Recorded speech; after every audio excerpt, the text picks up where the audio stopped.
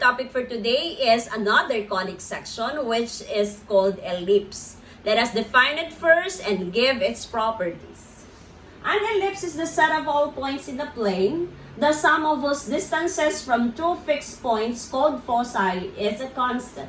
So we have here an ellipse whose major axis is parallel to the x-axis. When we say major axis, it is the axis that is longer, of course, than the minor. This one is the major and this one is the minor. Longer than this, okay? Again, this one is the major axis, this one is the minor axis. Now, the fixed points that we are referring to here are f sub 1 and f sub 2. Focus number 1 and focus number 2. The plural form of focus is, of course, foci. If we have two foci, we also have two vertices, v sub 1 and v sub 2. If we have two foci, we have two vertices. We also have two equations of the directrix, d sub 1 and d sub 2. And of course, we have the center, denoted by C, whose coordinates are HK. Now, the distance from this point to this point, from the center to this point, is denoted by B. That is the length of the semi-minor axis. It's half, of course, because semi-minor. This one is the minor axis. Half of it is this one. Semi. Okay. And then the A here, length of the semi-major axis. Meaning to say, from this point, from the center, going to the vertex, the distance from here is denoted by A. Take note, the distance from the center to the vertex is denoted by A. And the distance from the center going to one of the foci is, of course, C. If this one is C, this one is also C, small c.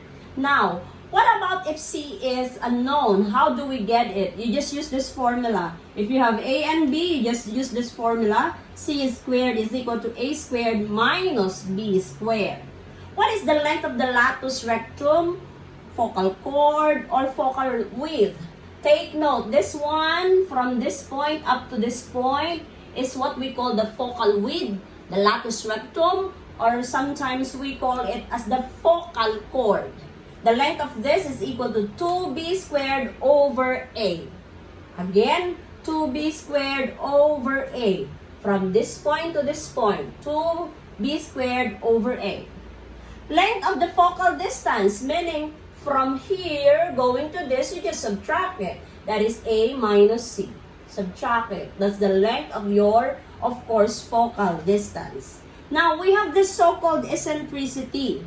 This is the distance from the focus to any point on the ellipse. And that is always less than 1.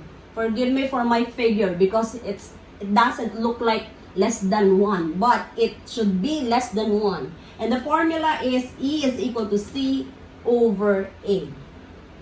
Okay. Now, the standard equation of an ellipse with center at HK, whose major axis is parallel to the x, is this one. Quantity x minus h squared over a squared plus quantity y minus k squared over b squared is equal to 1. Always remember that your A, meaning the distance from the center to the vertex, is always greater than B. That is the semi-minor axis, the length of the semi-minor axis. This one is the length of the semi-major axis. What about if we have this ellipse whose major axis is parallel to the y? This one is the illustration. You also have two equations of the directrix. You also have the eccentricity there, the distance from focus to any point on the ellipse. You also have the C here, the distance from center to the one of the foci. You also have the A, the distance from the center to one of the vertices. And the standard equation of this ellipse is quantity y minus k squared over a squared plus quantity x minus h squared over b squared is equal to 1. Take note that a should be greater than b always.